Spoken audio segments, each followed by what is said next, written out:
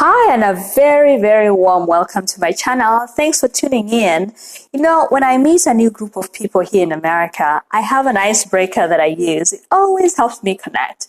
Are you curious to know what it is? This is what I tell them.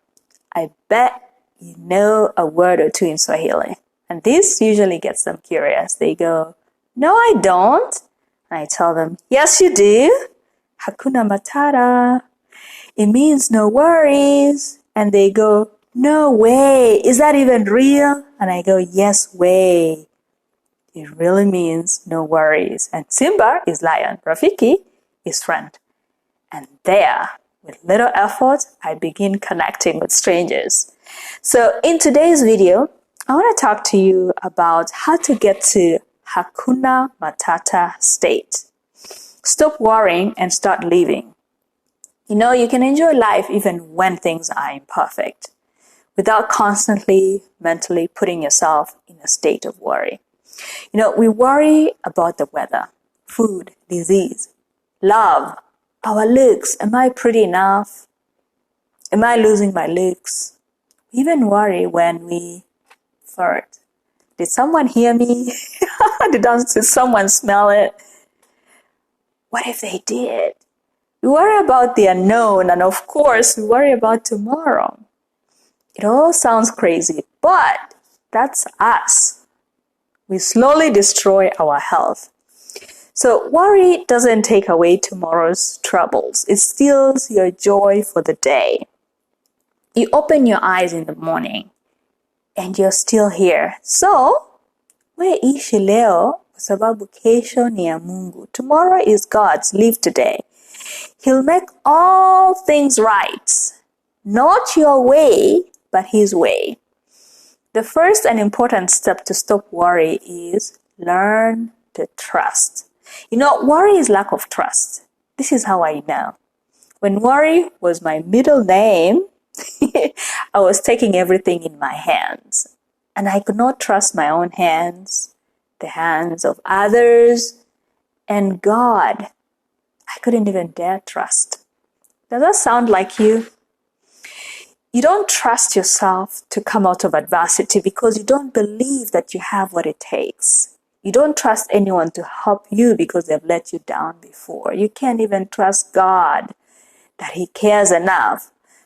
All that combined is a recipe for anxiety. You worry about a lot of things that are the responsibility of God. So you're assuming responsibility that isn't yours. Wouldn't it be nice if you let go of every control and just enjoy life? All you can do is do your best and let things unfold. Ask God to see you through. God knows the end from the beginning. Your life is like a movie. He walks it backwards, bringing everything you want to happen at the right time. He gives you everything that you can handle at the right time. He awakens your strength when you trust Him. He'll cause you to soar on wings like eagles. Eagles don't struggle to stay in the air. So you won't struggle staying afloat. You will hustle, but you're not going to drop dead because of fatigue. You will knock in many doors, but you're not going to faint. God is so, so good. So trade your worries for trust. You may have lost faith because the last time you prayed, things didn't work out well. It wasn't yours and you weren't ready for it. So don't worry, trust again. Adversity was meant to make you stronger so that you can carry the more blessings that are coming your way. I can say this about me today, that I live in the excitement of the surprise of what God will do in my life. Why? Because God is the God of above and beyond. But I wasn't always a believer like that because somewhere I had lost trust. So are you in that place? You lost trust and you're now living beneath your privilege. You're laying on the ground when you're supposed to be soaring like an eagle in the air. He's calling you in the air. Na wewe uko tu hapa chini. Yet you belong up there. Eagles fly without flapping their wings. So that's your promise. No, Jesus said, come to me, all that labor and are burdened. What is your burden? Give it up. He said, I'll give you rest. Take my yoke. Take my yoke. Take it. Jesus says, take my yoke and carry me with you because I'm easy. Learn from me. I'm humble. I'm simple. You will find rest because my burden is light. The cure of worry, I think, therefore, is simplicity, humility, and gentleness. Simplicity, humility, and gentleness. So whatever you embark on, ask yourself, how can I make this simple? How can I stay humble? Is this gentle on me? Is this gentle on everybody else? And here's my next point. If you can't change it, just leave it alone. Be concerned about reasonable things. God says, don't worry. And it's pretty clear. Instead, pray about everything. Look at the birds. They don't sow, they don't reap, they don't work, they don't have storehouses, yet they don't worry about food, they don't worry about where they live. They eat every day. Are you not more valuable than those birds? Who, God says, among you, by worrying will add an extra hour to your life? Are you worried about your height? Worry cannot make you an inch taller. Are you worried about that you're too tall? Worry won't make you an inch shorter. Worry won't make you bigger, smaller, thinner, fatter. Worry does not work. Worried about your age? You can't add a single hour or subtract from it. Worried about the mistakes of the past? Worry cannot change anything in the past. It is already gone. So your past is gone. As I was preparing for this talk, I came across someone's testimony. And he was talking about his time in jail. He said he was facing 10 years in prison.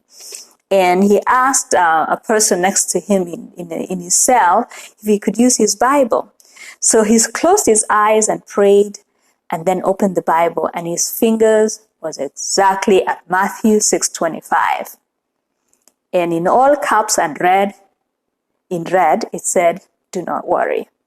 You know what the best part was? His birthday, June 25th. So he said, I went to court that day and my case was dismissed. And I went home, and that day I knew there was a God. Isn't that amazing? And my last point is, get rid of worry and stay productive. Concentrate on the things that you have control over. Weather, achia Mungu. Third World War, achia Mungu. Achia Mungu means leave it to God. Traffic, ni ya Mungu, achia Mungu. Elections, achia Mungu. But reading a book you enjoy, ni yako. It means it's for you. Voting, that's for you. Working on a project, volunteering in a church, in an orphanage, that's for you. So occupy your mind with positive things. Apostle Paul encouraged the Philippians to occupy their minds with beautiful things.